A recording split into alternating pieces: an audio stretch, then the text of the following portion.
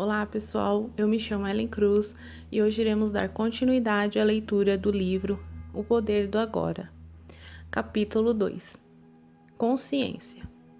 O caminho para escapar do sofrimento. Não crie mais sofrimento no presente. Ninguém tem uma vida livre de sofrimento e mágoa. Não é uma questão de aprender a viver com isso, em vez de tentar evitar. A maior parte do sofrimento humano é desnecessária. Ele se forma sozinho, enquanto a mente superficial governa a nossa vida. O sofrimento que sentimos neste exato momento é sempre alguma forma de não aceitação, uma forma de resistência inconsciente ao que é. No nível do pensamento, a resistência é uma forma de julgamento. No nível emocional, ela é uma forma de negação. O sofrimento varia de intensidade de acordo com o nosso grau de resistência ao momento atual. E isso, por sua vez, depende da intensidade com que nós identificamos com as nossas mentes. A mente procura sempre negar e escapar do agora. Em outras palavras, quanto mais nos identificamos com as nossas mentes, mais sofremos. Ou ainda, quanto mais respeitamos e aceitamos o agora, mais nos libertamos da dor, do sofrimento e da mente. Por que a mente tem o hábito de negar ou resistir ao agora? Porque ela não consegue funcionar e permanecer no controle sem que esteja associada ao tempo, tanto o passado quanto o futuro, e assim ela vê o atemporal, agora, como algo ameaçador. Na verdade, o tempo e a mente são inseparáveis. Imagine a Terra sem a vida humana, habitada apenas por plantas e animais. Será que ainda haveria passado e futuro? Será que as perguntas que horas são ou que dia é hoje teriam algum sentido para um carvalho ou para uma águia? Acho que eles ficariam intrigados e responderiam: claro que é agora. A hora é agora. O que mais existe? Não há dúvida de que precisamos da mente e do tempo. Mas, no momento em que eles assumem o controle das nossas vidas, surgem os problemas, o sofrimento e a mágoa. Para garantir sua permanência no controle, a mente trabalha o tempo todo para esconder o momento presente com o passado e o futuro. Assim, a vitalidade é o infinito potencial criativo do ser, que é inseparável do agora. Ficam encobertos pelo tempo e a nossa verdadeira natureza é obscurecida pela mente. Todos nós sofremos ao ignorar ou negar cada momento precioso ou reduzi-lo a um meio para alcançar algo no futuro, algo que só existe em nossas mentes, nunca na realidade. O tempo acumulado na mente humana encerra uma grande quantidade de sofrimento, cuja origem está no passado. Se não quer gerar mais sofrimento para você e para os outros, não crie mais tempo, ou pelo menos não mais do que o necessário para lidar com os aspectos práticos da sua vida. Como deixar de criar tempo? Tendo uma profunda consciência de que o momento presente é tudo que você tem. Faça do agora o foco principal da sua vida.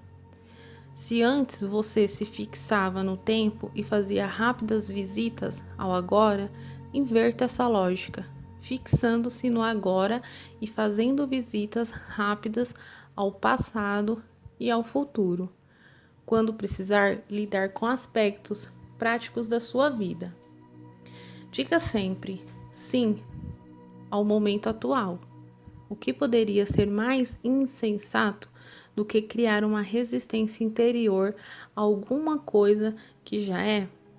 O que poderia ser mais insensato do que se opor à própria vida, que é agora e sempre agora? Renda-se ao que é e diga sim para a vida, e veja como, de repente, a vida começa a trabalhar mais a seu favor, em vez de contra você.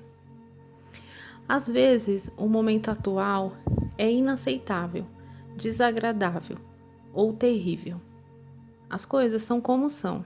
Observe como a mente julga continuamente o comportamento, atribuindo nomes às coisas. Entenda como esse processo cria sofrimento e infelicidade. Ao observarmos o mecanismo da mente, escapamos dos padrões de resistência e podemos então permitir que o momento atual exista. Isso dará a você uma prova do estado de liberdade interior, o estado da verdadeira paz interior. Veja então o que acontece e parta para a ação, caso necessário ou possível. Aceite, depois haja. O que quer que o momento atual contenha, aceite-o como uma escolha sua. Trabalhe sempre com ele, não contra. Torne-o um amigo e aliado, não seu inimigo. Isso transformará toda a sua vida como por milagre. Dissolvendo o sofrimento do passado.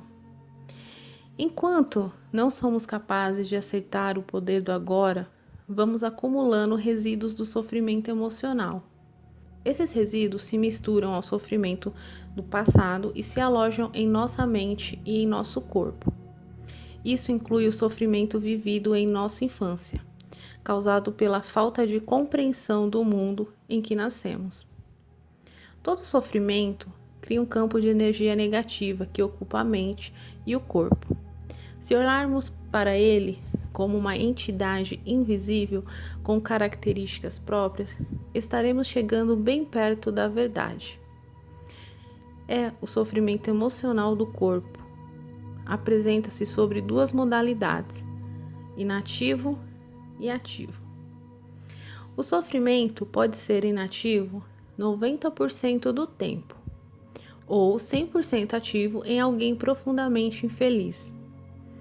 Algumas pessoas atravessam a vida quase que inteiramente tomadas pelo sofrimento, enquanto outras passam por ele em algumas situações que envolvam relações familiares e amorosas, lesões físicas ou emocionais, perdas do passado, abandono e etc. Qualquer coisa pode ativá-lo, especialmente se encontrar ressonância em um padrão de sofrimento do passado. Quando o sofrimento está pronto para despertar do estágio inativo, até mesmo uma observação inocente feita por um amigo ou um pensamento é capaz de ativá-lo. Alguns sofrimentos são irritantes, mas inofensivos, como é o caso de uma criança que não para de chorar. Outros são monstros, destrutivos e mórbidos, verdadeiros demônios. Alguns são fisicamente violentos, outros emocionalmente violentos. Eles podem atacar tanto as pessoas à nossa volta quanto a nós mesmos, seus hospedeiros. Os pensamentos e sentimentos relativos à nossa vida tornam-se, então, profundamente negativos e autodestrutivos. Doenças e acidentes frequentemente acontecem desse modo. Alguns sofrimentos podem até levar uma pessoa ao suicídio. Às vezes, levamos um choque ao descobrir uma faceta detestável em alguém que pensávamos conhecer bem.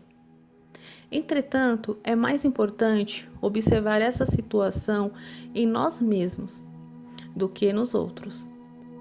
Preste atenção a qualquer sinal de infelicidade em você, qualquer que seja a forma, pois talvez seja o despertar do sofrimento.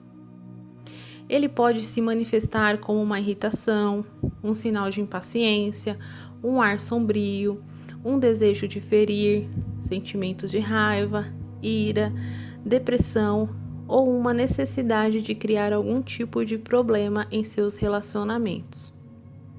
Agarre o sinal no momento em que ele despertar de seu estado inativo. O sofrimento deseja sobreviver, mas, para isso, precisa conseguir que nós identifiquemos inconscientemente com ele.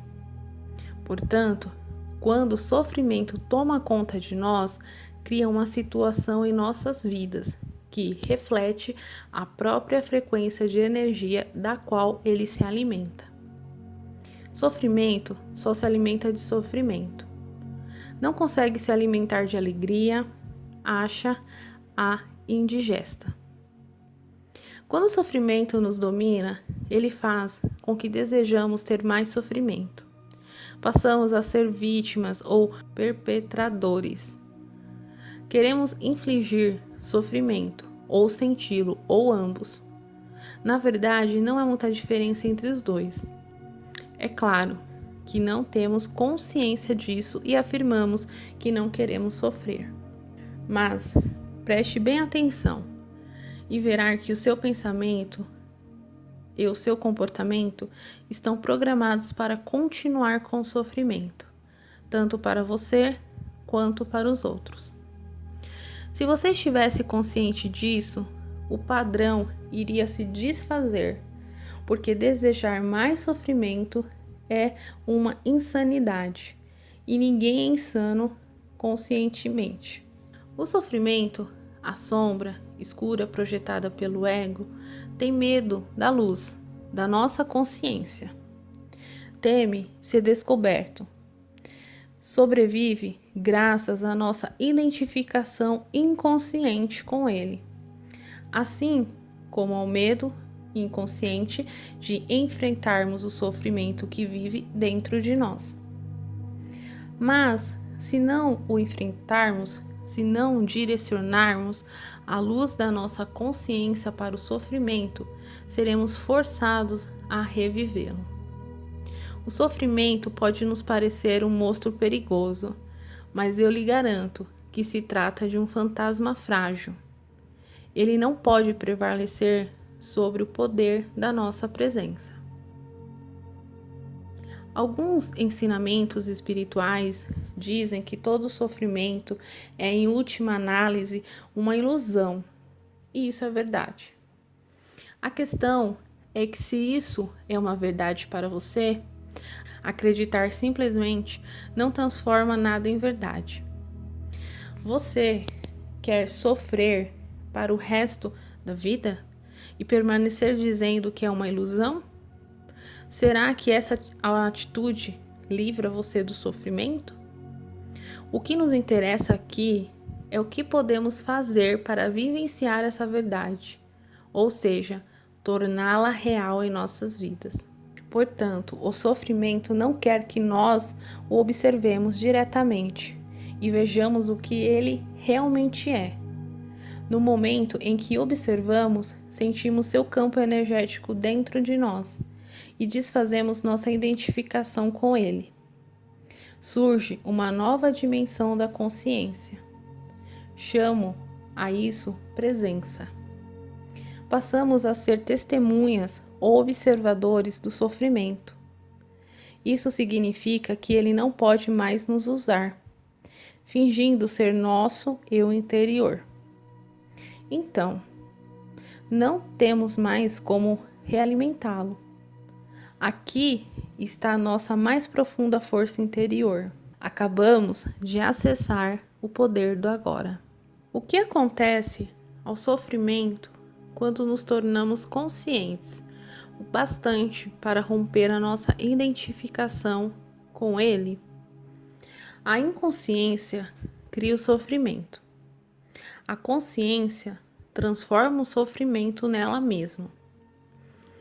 São Paulo expressa esse princípio universal de uma forma linda ao dizer: tudo é revelado ao ser exposto à luz, e o que for exposto à própria luz se torna luz. Assim, como não se pode lutar contra a escuridão, não se pode lutar contra o sofrimento. Tentar fazer isto pode gerar um conflito interior e um sofrimento adicional. Observar o sofrimento já é o bastante. Observá-lo implica aceitá-lo como parte do que existe naquele momento. O sofrimento consiste na energia vital aprisionada que se desprendeu do campo energético total e se fez temporariamente autônomo, através de um processo artificial de identificação com a mente. Ela se volta para dentro de si mesma e se torna algo contrário à vida, como um animal tentando comer o próprio rabo. Por que você acha que a nossa civilização se tornou tão autodestrutiva? Acontece que as forças destrutivas da vida ainda são energia vital. Mesmo quando começamos a deixar de nos identificar e nos tornamos observadores, o sofrimento ainda continua a agir por um tempo e vai tentar fazer com que voltemos a nos identificar com ele. Embora não esteja mais recebendo a energia originada da nossa identificação com ele, o sofrimento ainda tem a sua força, como uma roda gigante que continua a girar mesmo quando deixa de receber o impulso. Nesse estágio, o sofrimento pode até ocasionar dores em diversas partes do corpo, mas elas não vão durar. Esteja presente, fique consciente. Vigie o seu espaço interior.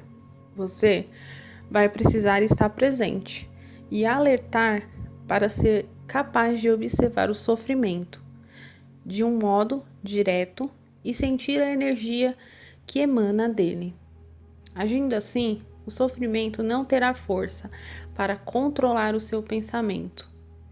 No momento em que o seu pensamento se alinha com o corpo energético do sofrimento, você está identificando com ele e, de novo, alimentando com seus pensamentos. Por exemplo, se a raiva é a vibração de energia que predomina no sofrimento, e você alimenta esse sentimento insistindo em pensar no que alguém fez para prejudicá-lo, ou no que você vai fazer em relação a essa pessoa, é porque você já não está mais consciente. E o sofrimento se tornou você. Onde existe raiva, existe sempre um sofrimento oculto. Quando você começa a entrar em um padrão mental negativo e a pensar como a sua vida é horrorosa, isso quer dizer que o pensamento se alinhou com o sofrimento e que você se tornou inconsciente e vulnerável a um ataque de sofrimento.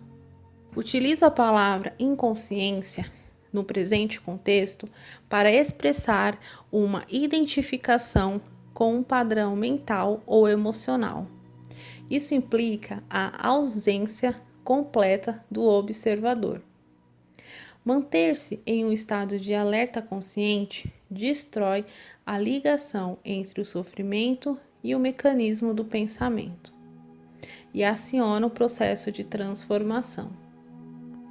É como se o sofrimento se tornasse o combustível para a chama da consciência, resultando em um brilho de mais intensidade. Esse é o significado esotérico da antiga arte da alquimia, a transformação do metal não precioso em ouro, do sofrimento em consciência. A separação interior cicatriza e você se torna inteiro outra vez. Cabe a você, então, não criar um sofrimento adicional.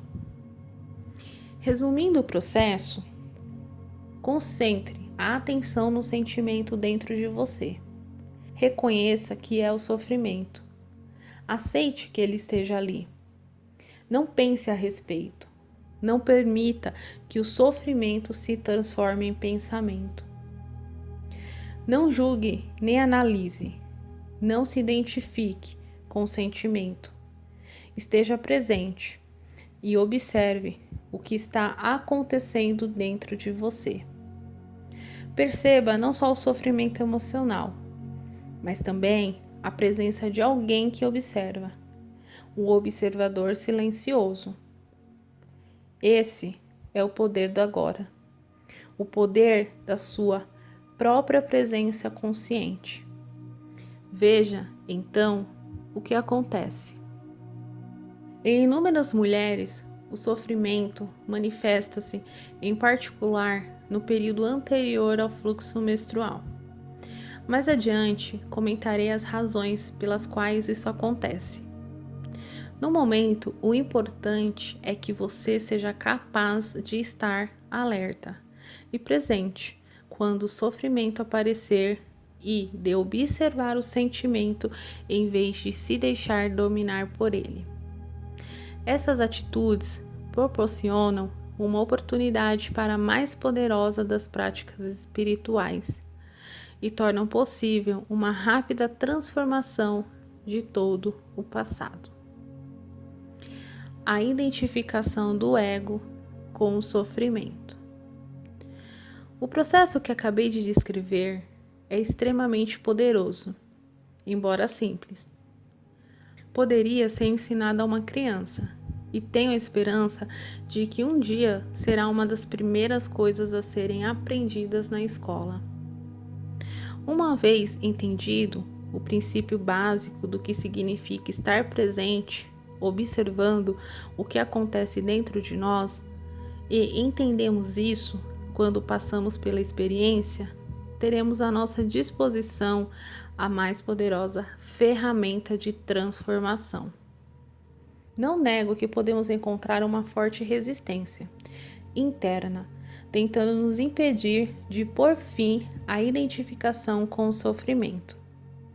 Isso acontecerá particularmente se tivermos vivido intimamente, identificados com o sofrimento emocional durante a maior parte da vida, e se tivermos investido nele uma grande parte ou mesmo todo o nosso sentido de eu interior.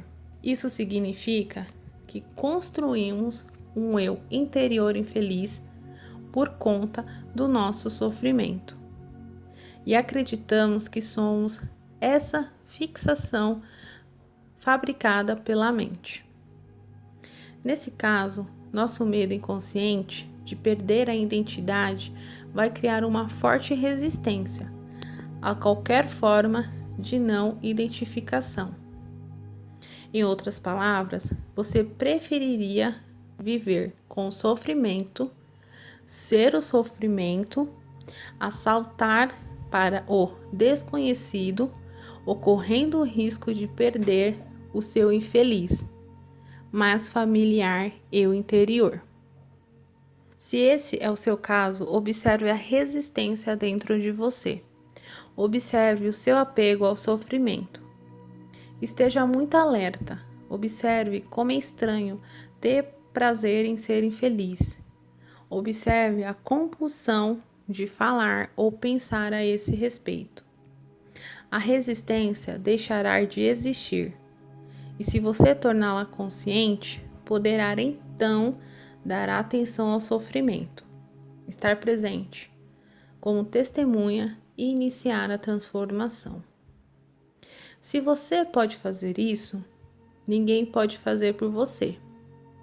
Mas, caso tenha bastante sorte para encontrar alguém intensamente consciente, se puder estar com essa pessoa e juntar-se a ela no estado de presença, isso poderá ser de grande utilidade, acelerando o processo.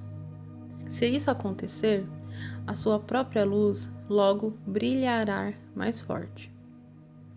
Quando colocamos um pedaço de lenha que tenha começado a queimar há pouco tempo perto de outro que está queimando vigorosamente, e depois separamos os dois novamente, o primeiro tronco passará a queimar com uma intensidade muito maior. Afinal de contas, é o mesmo fogo. Ser um fogo dessa natureza é uma das funções de um mestre espiritual. Alguns terapeutas estão aptos a preencher essa função, desde que tenham alcançado um ponto além do nível de consciência e sejam capazes de criar e sustentar um estado de presença intensa e consciente, enquanto estiverem trabalhando com você. A origem do medo. Você mencionou o medo como uma parte do nosso sofrimento emocional latente. Por que há tanto medo na vida das pessoas? Uma certa dose de medo não é saudável? Se eu não tivesse medo do fogo, poderia colocar minha mão dentro dele e me queimar? A razão pela qual não colocamos a mão no fogo não é o medo, e sim a certeza de que vamos nos queimar. Não é preciso ter medo para evitar um perigo desnecessário. Basta um mínimo de inteligência e bom senso. Nessas questões práticas, é muito útil aplicarmos as lições do passado. Mas, se alguém nos ameaça com fogo ou com violência física, talvez experimentemos uma sensação como medo. É uma reação instintiva ao perigo, sem relação com a doença psicológica do medo, de que estamos tratando aqui. A doença psicológica do medo não está presa a qualquer perigo imediato, concreto e verdadeiro. Manifesta-se de várias formas, tais como agitação, preocupação, ansiedade, nervosismo, tensão, pavor, fobia e etc. Esse tipo de medo psicológico é sempre de alguma coisa que poderá acontecer, não de alguma coisa que está acontecendo neste momento. Você está aqui agora, ao passo que a sua mente está no futuro. Essa situação cria um espaço de angústia. E caso estejamos identificados com as nossas mentes e tivermos perdido o contato com o poder e a simplicidade do agora, essa angústia será a nossa companhia constante. Podemos sempre lidar com uma situação no momento em que ela se apresenta, mas não podemos lidar com algo que é apenas uma projeção mental. Não podemos lidar com o futuro. Além do mais, enquanto estivermos identificados com a mente, o ego regerá as nossas vidas, como mencionei anteriormente. Por conta da sua natureza ilusória e apesar dos elaboradores mecanismos de defesa, o ego é muito vulnerável e inseguro e ver a si mesmo sob constante ameaça. Esse é o caso aqui. Mesmo que o ego seja muito confiante em sua forma externa, agora, lembre-se de que uma emoção é a reação do corpo à mente. Que mensagem o corpo está recebendo permanentemente do ego, o falso eu interior construído pela mente? Perigo? Estou sob ameaça? E qual é a emoção gerada por essa mensagem permanente? Medo? É claro. O medo parece ter várias causas. Tememos perder, falhar, nos machucar, mas em última análise, todos os medos se resumem em um só: o medo que o ego tem da morte e da destruição. Para o ego, a morte está bem ali na esquina, no estado de identificação com a mente. O medo da morte afeta cada aspecto da nossa vida. Por exemplo, mesmo uma coisa aparentemente trivial ou normal, como a necessidade de estar certo em um argumento e demonstrar a outra pessoa que ela está errada, defendendo a posição mental com a qual nos identificamos, acontece por causa do medo da morte. Se estivermos identificados com uma atitude mental e descobrimos que estamos errados, nosso sentido de eu interior, baseado na mente, corre em sério risco de destruição. Portanto, assim como o ego, você não pode errar. Errar é morrer. Muitas guerras foram travadas por causa disso, e inúmeros relacionamentos foram destruídos. Uma vez que não estejamos mais identificados com a mente, não faz a menor diferença para o nosso eu interior estarmos certos ou errados. Assim, a necessidade compulsiva e profundamente inconsciente de ter sempre razão, o que é uma forma de violência, vai desaparecer. Você poderá declarar de modo calmo e firme como se sente ou o que pensa a respeito de algum assunto, mas sem agressividade ou qualquer sentido de defesa. O sentido do eu interior passa a se originar de um lugar profundo e verdadeiro dentro de você. Está se defendendo de quê? De uma identidade ilusória? De uma imagem em sua mente? De uma entidade fictícia? Ao trazer esse padrão, a consciência, ao testemunhá-lo, você deixa de identificar com ele.